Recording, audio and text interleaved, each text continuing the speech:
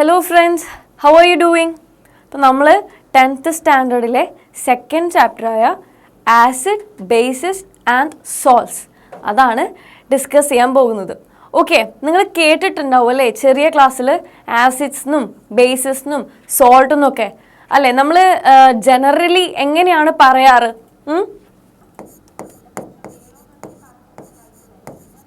Generally acids എന്ന് പറഞ്ഞാൽ എന്താണെന്ന് നമ്മൾ പറയാ?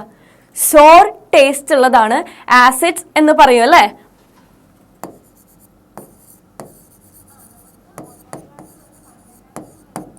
സോർ ടേസ്റ്റ് ഉള്ളതാണ് എന്ത്? ആസിഡ്സ്.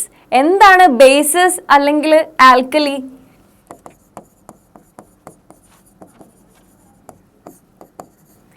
എന്താണ്?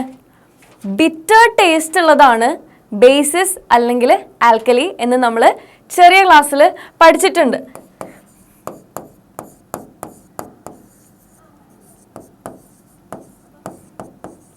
ബിറ്റർ ടേസ്റ്റ് ഉള്ളതാണ് എന്ത്? ബേസിസ് അല്ലെങ്കിൽ ആൽക്കലി. ഇപ്പോൾ നിങ്ങൾ സ്കൂളിൽ ചെന്നു, നിങ്ങളുടെ ലാബിൽ ഒരു ബോട്ടിൽ H2SO4 എന്ന് എഴുതിയ ഒരു ബോട്ടിൽ അവിടെ ഉണ്ടാവും. അപ്പോൾ നിങ്ങൾ എന്താ ചെയ്യേണ്ടതെന്ന് വെച്ചാൽ അവിടെ പോയിട്ട് ഇതൊന്ന് ടേസ്റ്റ് ചെയ്ത് നോക്കുക, ഇത് ആസിഡ് ആണോ ബേസിസ് ആണോ എന്നറിയാൻ. Okay, never try to do that. നിങ്ങൾ പോയി ടേസ്റ്റ് ചെയ്യരുത്. ഓക്കെ, ഈ H2SO4 എന്ന് പറയുന്നത് സൾഫ്യൂരിക് ആസിഡ് ആണ്. ഓക്കെ, അപ്പോൾ ഈ സൾഫ്യൂരിക് ആസിഡ് H2SO4 എന്ന് കണ്ടു, അത് ആസിഡ് ആണോ ബേസ് ആണോ എന്ന് അറിയാൻ വേണ്ടിയിട്ട് നിങ്ങൾ ഒരിക്കലും പോയി ടേസ്റ്റ് ചെയ്ത് നോക്കരുത്. ഓക്കെ, അങ്ങനെ കണ്ട സാധനങ്ങളൊന്നും നിങ്ങൾ ടേസ്റ്റ് ചെയ്ത് നോക്കാൻ പോകരുത്. അപ്പം നമ്മൾ എങ്ങനെയാ അറിയാം ഇതിപ്പോൾ ആസിഡ് ആണോ ബേസ് ആണോ എന്നുള്ളത്? നിങ്ങളുടെ കയ്യിൽ ഒരു സംഭവം കൊണ്ടു തന്നു, ഒരു ലിക്വിഡോ സോളിഡോ എന്തോ ആവട്ടെ നിങ്ങളുടെ കയ്യിൽ കൊണ്ടു തന്നു. നിങ്ങളോട് ചോദിക്കുകയാണ് അത് ആസിഡ് ആണോ ബേസ് ആണോ എന്നുള്ളത്. അപ്പം നിങ്ങൾ എങ്ങനെ ആണ് അത് തിരിച്ചറിയുന്നത്? ടേസ്റ്റ് ചെയ്ത് നോക്കിയിട്ടാണോ? അല്ല, ഒരിക്കലും ടേസ്റ്റ് ചെയ്ത് നോക്കരുത്. അതിനെന്താണ്, വേറെ ടെക്നിക്സ് ഉണ്ട്. ഓക്കെ, ഒരു സാധനത്തിന് ഇപ്പോൾ ആസിഡ് ആണോ, അതിൻ്റെ നേച്ചർ അസിഡിക് ആണോ ബേസിക് ആണോ എന്ന് ഇൻഡിക്കേറ്റ് ചെയ്യാൻ ഉപയോഗിക്കുന്ന വസ്തുക്കളെ പറയുന്ന പേരാണ് എന്ത്? ഇൻഡിക്കേറ്റേഴ്സ്. ഓക്കെ, അതിനെ നമ്മൾ പറയുന്ന പേരാണ് എന്ത്? ഇൻഡിക്കേറ്റേഴ്സ്. നിങ്ങൾ കേട്ടിട്ടുണ്ടാവും അല്ലേ, വണ്ടിക്ക് ഇൻഡിക്കേറ്റർ ഇടുക. ഓക്കെ, നമ്മൾ വണ്ടി ഓടിച്ചുകൊണ്ടിരിക്കുന്നു, നമുക്ക് റൈറ്റിലേക്കാണ് പോകേണ്ടതെങ്കിൽ നമ്മൾ റൈറ്റ് ഇൻഡിക്കേറ്റർ ഇടും അല്ലേ? അതെന്താണ്? റൈറ്റിലേക്കാണ് പോകുന്നത് എന്ന് ബാക്കി നമ്മുടെ പിന്നാലെ അല്ലെങ്കിൽ മുന്നിൽ വരുന്ന വണ്ടികളെ ഇൻഡിക്കേറ്റ് ചെയ്യാൻ വേണ്ടിയിട്ടാണ് നമ്മൾ ഇൻഡിക്കേറ്റർ യൂസ് ചെയ്യുന്നത്. ഓക്കെ, അതേപോലെ ഒരു സബ്സ്റ്റൻസിൻ്റെ നേച്ചർ അത് അസിഡിക് ആണോ ബേസിക് ആണോ എന്ന് ഇൻഡിക്കേറ്റ് ചെയ്യാൻ വേണ്ടി യൂസ് ചെയ്യുന്ന സബ്സ്റ്റൻസിനെ പറയുന്ന പേരാണ് ഇൻഡിക്കേറ്റേഴ്സ്. ഓക്കെ, പിന്നെ ഈ ഇൻഡിക്കേറ്റേഴ്സ് എത്ര ടൈപ്പ് ഉണ്ടെന്നറിയോ? There are generally 3 types of indicators. First one is natural indicators, second one is synthetic indicators, third one എന്താണെന്ന് വെച്ചാൽ ഓൾഫാക്ടറി ഇൻഡിക്കേറ്റേഴ്സ്. ഈ ഓൾഫാക്ടറി ഇൻഡിക്കേറ്റേഴ്സ് എന്നുള്ളത് നാച്ചുറലും ആവാം സിന്തറ്റിക്കും ആവാം. ഓക്കെ, അതിൻ്റെ ഏത് പ്രോപ്പർട്ടി യൂസ് ചെയ്തിട്ടാണ് അതിനെ ഇൻഡിക്കേറ്റേഴ്സ് എന്ന് നമ്മൾ വിളിക്കുന്നത് എന്നനുസരിച്ചിട്ടാണ് അത് നമ്മളെ ഓൾഫാക്ടറി ഇൻഡിക്കേറ്റേഴ്സ് എന്ന് പറയുന്നത്. ഓൾഫാക്ടറി പറഞ്ഞാൽ എന്താണെന്നറിയോ? ഓൾഫാക്ടറി എന്ന് പറഞ്ഞാൽ സ്മെല്ല്. ഓക്കെ, അതിൻ്റെ സ്മെൽ പ്രോപ്പർട്ടി യൂസ് ചെയ്തിട്ടാണ് നമ്മൾ അതിനെ ഇൻഡിക്കേറ്റർ ആയിട്ട് യൂസ് ചെയ്യുന്നത്. അത് നമുക്ക് വഴിയെ കാണാം എന്താന്ന്. Okay, fine. ഇനി നമുക്ക് നാച്ചുറൽ ഇൻഡിക്കേറ്റേഴ്സ് എന്താന്ന് കാണാം. ഇനി ഇപ്പോൾ കാണാം ആരൊക്കെ അവനവൻ്റെ തുണി സ്വന്തമായിട്ട് അലക്കണുണ്ട് എന്നുള്ളത്. ഓക്കെ, അങ്ങനെ അലക്കിയിട്ടുള്ളവർക്ക് അറിയാം, ഇപ്പോൾ നിങ്ങളുടെ തുണിയിൽ നല്ല ചിക്കൻ കറി വീണു. ഓക്കെ, അപ്പോൾ എന്താ പറയുക, നല്ല മഞ്ഞ കളറായി, നല്ല കറ വീണു. അപ്പോൾ നിങ്ങൾ എന്ത് ചെയ്യുക? സോപ്പ് ഉരയ്ക്കുമ്പോൾ നിങ്ങൾ എന്താ കാണുകയെന്നറിയോ? ആദ്യം അതൊരു റെഡിഷ് ബ്രൗൺ കളറായിട്ട് മാറും. ഓക്കെ, പിന്നീട് നമ്മുടെ വെള്ളം ഒഴിച്ച് കളയുമ്പോഴത്തേക്കും അത് പിന്നെയും ഒരു മഞ്ഞ കളറായിട്ട് മാറും. ഓക്കെ, അവിടെ എന്താണെന്നറിയോ നമ്മൾ കാണുന്നത്? ഈ കറ എന്ന് പറയുന്നത് മഞ്ഞളാണ്, ടേമറിക്. ഓക്കെ, ഈ സോപ്പ് എന്ന് പറയുന്നത് എന്താണെന്നറിയോ? അതൊരു ബേസാണ് അല്ലെങ്കിൽ ആൽക്കലിയാണ്. ഈ ടേമറിക് സോപ്പുമായിട്ട് റിയാക്ട് ചെയ്യുമ്പോൾ എന്ത് സംഭവിക്കും?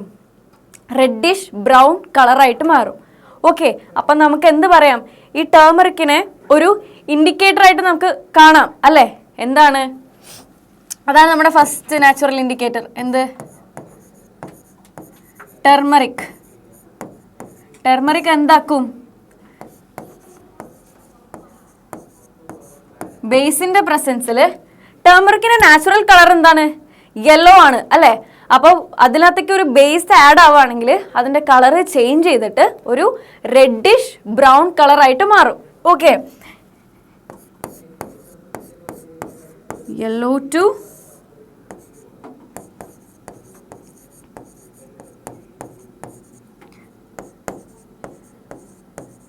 reddish brown in the presence of a base. അല്ല, നിങ്ങൾക്കൊരു ഡൗട്ട് വന്നിട്ടുണ്ടാവും അല്ലേ? ചില സ്ഥലത്ത് ഞാൻ ബേസ് എന്ന് യൂസ് ചെയ്യുന്നു, ചില സ്ഥലത്ത് ഞാൻ ആൽക്കലിന്ന് യൂസ് ചെയ്യുന്നു. എന്താണ് ഈ ബേസും ആൽക്കലിയും തമ്മിലുള്ള ഡിഫറൻസ് എന്ന് നിങ്ങൾക്കൊരു ഡൗട്ട് വന്നിട്ടുണ്ടാവും അല്ലേ?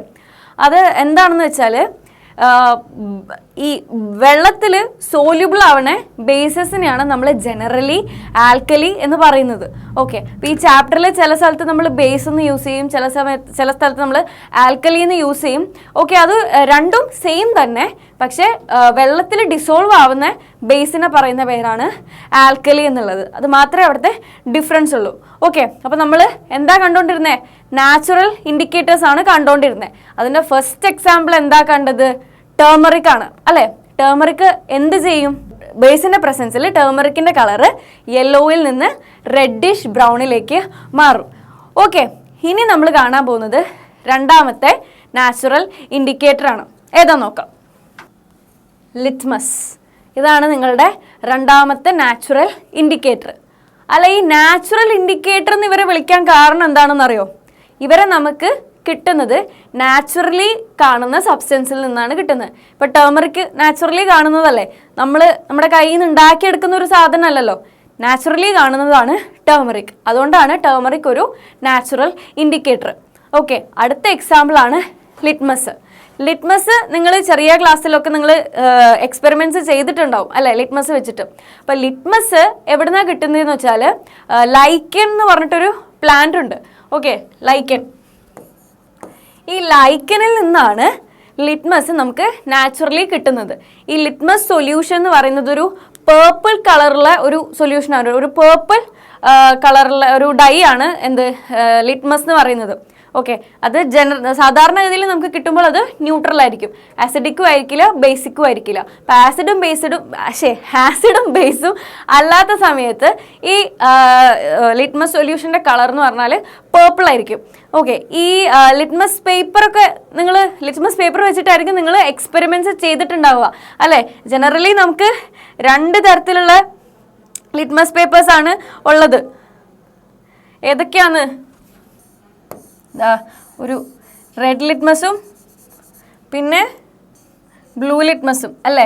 ഇതാണ് നമുക്ക് ജനറലി ഉള്ള രണ്ട് ലിറ്റ്മസ് പേപ്പർ എന്ന് പറയുന്നത്. അപ്പോൾ ഞാൻ ദാ ഇവിടെ ഒരു റെഡ് ലിറ്റ്മസ് പേപ്പറും എടുത്തിട്ടുണ്ട്, ഒരു ബ്ലൂ ലിറ്റ്മസ് പേപ്പറും എടുത്തിട്ടുണ്ട്. പിന്നെ എൻ്റെ കയ്യിലൊരു ബീക്കറുണ്ട്, രണ്ട് ബീക്കറുണ്ട് കേട്ടോ എൻ്റെ അടുത്ത്. ഓക്കെ, ഈ ബീക്കറിൽ HCl സൊല്യൂഷനാണേ ഉള്ളത്, ഈ ബീക്കറിൽ NaOH സൊല്യൂഷൻ ഉണ്ട്. ഓക്കെ, ഞാൻ എന്ത് ചെയ്തു? ആദ്യം ഈ ബ്ലൂ ലിറ്റ്മസ് പേപ്പർ എടുത്തു. എന്നിട്ട് എന്ത് ചെയ്തു എന്നറിയോ? രണ്ട് പീസാക്കി. എന്നിട്ട് അതിൽ ആദ്യത്തെ പീസ് ഞാൻ HCl ഡിപ്പ് ചെയ്തു, രണ്ടാമത്തെ പീസ് ഞാൻ NaOH ഡിപ്പ് ചെയ്തു. എന്ത് ചേഞ്ചാണ് നിങ്ങൾ കാണുക? നിങ്ങൾ ചെറിയ ക്ലാസ്സിൽ ചെയ്ത എക്സ്പെരിമെൻ്റ് ആണ്, നിങ്ങൾക്കറിയാം അല്ലേ? എന്താണ് ഈ ബ്ലൂ ലിറ്റ്മസ് പേപ്പറിൽ HCl ഡിപ്പ് ചെയ്യുമ്പോൾ അതിൻ്റെ കളറ് എന്തായിട്ട് മാറും?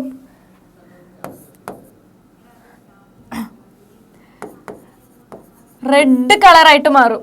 ഓക്കെ, HCl ഡിപ്പ് ചെയ്യുമ്പോൾ ബ്ലൂ ലിറ്റ്മസ് പേപ്പറിൻ്റെ കളറ് റെഡ് കളറായിട്ട് മാറും. അതേപോലെ ബ്ലൂ ലിറ്റ്മസ് പേപ്പർ NaOH മുക്കുമ്പോൾ അതിൻ്റെ കളറ് എന്തായിട്ട് മാറും? ഒന്നുമായിട്ട് മാറില്ല. ഓക്കെ, അതിൻ്റെ കളറ് അങ്ങനെ തന്നെ നിൽക്കും. ബ്ലൂ ആയിട്ട് തന്നെ നിൽക്കും. അപ്പോൾ നമുക്കതിൽ നിന്ന് എന്ത് മനസ്സിലാക്കാം? HCl എന്താണ്? ആസിഡ് ആണ് അല്ലേ? NaOH എന്താണ്?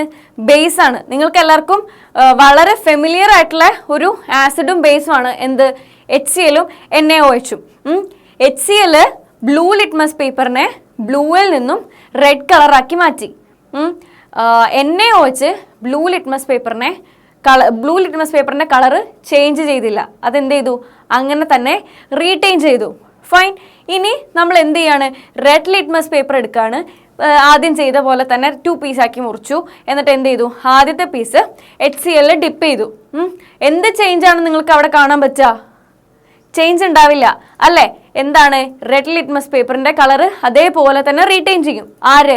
HCl എന്താണ്? ഒരു ആസിഡ് ആണ്. എന്നിട്ട് നമ്മൾ എന്ത് ചെയ്തു? Next piece of red litmus paper എന്തിൽ ഡിപ്പ് ചെയ്തു? NaOHൽ ഡിപ്പ് ചെയ്തു. ഇപ്പൊ നിങ്ങൾക്ക് എന്ത് ചേഞ്ചാ കാണാൻ പറ്റുക? ഈ റെഡ് കളറ് ബ്ലൂ കളറായിട്ട് മാറി അല്ലേ? ഇതിൽ നിന്ന് നമുക്ക് എന്ത് ഇൻഫറൻസിലേക്ക് എത്താം? ലിറ്റ്മസ് എന്ത് ചെയ്യും? ആസിഡ് എന്താ ചെയ്യുക? റെഡ് ലിറ്റ്മസിൻ്റെ കളറ് അങ്ങനെ തന്നെ റീറ്റെയിൻ ചെയ്യും. ഓക്കെ. ബ്ലൂ ലിറ്റ്മസിനെ എന്താക്കും? റെഡാക്കി മാറ്റും. അതേപോലെ നമ്മുടെ ബേസ് എന്താ ചെയ്യുക? റെഡ് ലിറ്റ്മസിനെ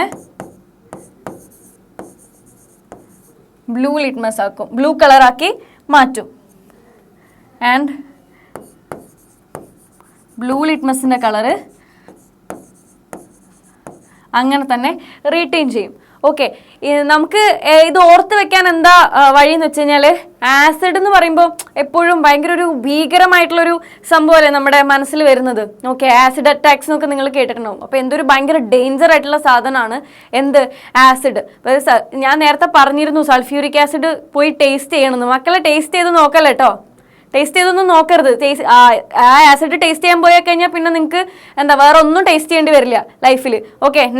നെവർ ട്രൈ ടു എന്താ ടീച്ചറിന്റെ പ്രസൻസിൽ മാത്രമേ നിങ്ങൾ അതിൻ്റെ അടുത്ത് പോലും പോകാൻ പാടുള്ളൂ. ഓക്കെ. ടേസ്റ്റ് ചെയ്യല്ലേ. അപ്പോൾ എന്താ പറഞ്ഞുകൊണ്ട് വന്നേ? അപ്പോൾ അത്രയും ഭീകരമായിട്ടുള്ളൊരു സാധനമാണ് ആസിഡ് എന്ന് പറയുന്നത്. അപ്പോൾ എന്താണ്? ആസിഡ് ഭയങ്കര റെഡ്. ആസിഡ് എപ്പോഴും റെഡ് കളറായിരിക്കും, ബേസ് എപ്പോഴും ബ്ലൂ കളറായിരിക്കും. അപ്പോൾ ആസിഡ് എന്ത് ചെയ്യും? ബ്ലൂ ലിറ്റ്മസിനെ റെഡാക്കി മാറ്റും. ബേസ് എന്ത് ചെയ്യും? റെഡ് ലിറ്റ്മസിനെ ബ്ലൂ ആക്കി മാറ്റും. പിന്നെ ബ്ലൂ അല്ലെങ്കിൽ റെഡ് അങ്ങനെയാണെങ്കിൽ ആസിഡ് എന്ത് ചെയ്യും? റെഡ് ലിറ്റ്മസ് പേപ്പറിൻ്റെ കളറ് അങ്ങനെ റീറ്റെയിൻ ചെയ്യും. ബേസ് ബ്ലൂ ലിറ്റ്മസിൻ്റെ കളറ് അങ്ങനെ റീറ്റെയിൻ ചെയ്യും. ഓക്കെ. ഇനി നമുക്ക് അടുത്ത ഇൻഡിക്കേറ്റർ അടുത്ത ക്ലാസ്സിൽ കാണാം. ഫൈൻ. ബൈ.